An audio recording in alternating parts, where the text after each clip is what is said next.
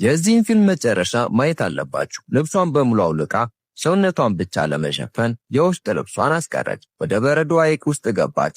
ግን ውሃው ከገመተችው በላይ ቀዝቃዛ ነበር። በጥቂት እርምጃዎች ብቻ በፍርሃት ወደ ባህሩ ዳርቻ ተመለሰች። አንድ የዛፍ ቅርንጫፍ አግኝታ ወደ ውሃ ውስጥ ገፋችው።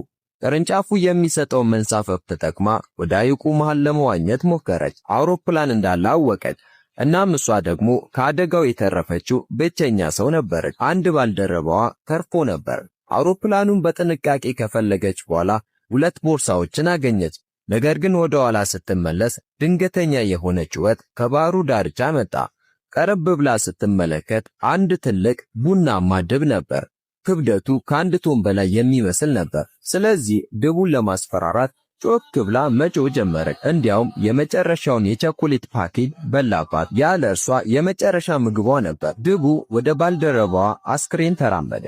ይህን ስትመለከት ሪቬራ ወዲያው ተናደደች። በመጨረሻም ድቡን ማስፈራራት ቻለች። በሙሉ ኃይሏ ተጠቅማ ወደ ባህሩ ዳርቻ ዋኘች። በመጀመሪያ ያደረገችው ነገር አንዱን ቦርሳ መክፈት ነበር። ነገር ግን በውስጡ የነበረው ላፕቶፕና ኬብሎች እና ለእርሷ የማይጠቅሙ የልብስ ስፌት ዕቃዎችና መነጽሮች ብቻ ነበሩ። ሆኖም ስትከፍተው ደነገጠች። ቦርሳው በገንዘብ የተሞላ ነበር፣ ግን ደስ ሊላት አልቻለም።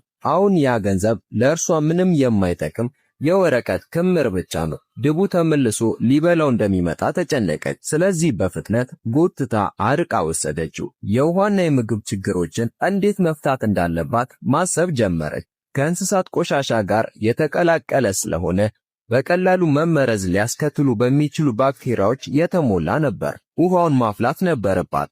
ግን እዚህ ምንም የእሳት ምንጭ ማግኘት አልቻለችም። ብዙ የገንዘብ ጥቅሎችን ወስዳ መሬት ላይ ዘረጋችው።